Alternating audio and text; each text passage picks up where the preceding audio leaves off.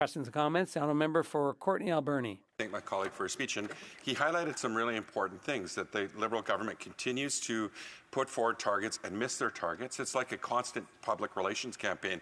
And one thing I want to thank my colleague, he supported my motion M151 to tackle plastic pollution. This House did unanimously in 2018. It led to the first ever Ghost and Derelict Fishing Gear Fund.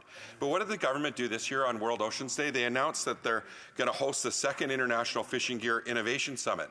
They talk about their global leadership when it comes to tackling ghost and derelict fishing gear, and they talk about bringing together harvesters, and they're going to host that here in Canada. But they failed to tell the international community, Madam Speaker, that they killed the program.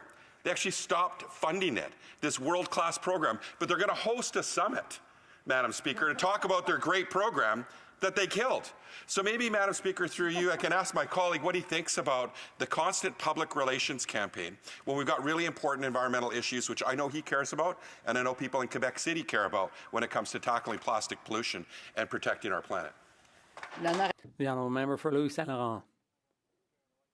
Colleague for his question. It is direct assertion that the fact that this government, unfortunately, is very proud and very strong to announcement, but not strong about results. It just reminds me something very special. First of all, in my own city, in Quebec City, there is a company who is producing some plastic product.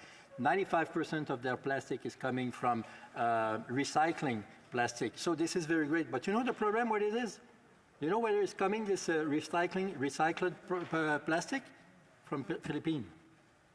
So, you know, you have to travel half around the world to have access to something that we have plenty here in this country. More than ever, we need that kind of concrete action to have access to our own plastic recycled, to our own company to produce it, instead of having to reach out of the half of the world to have access to that product. Thank you so much for the question, Madam Speaker.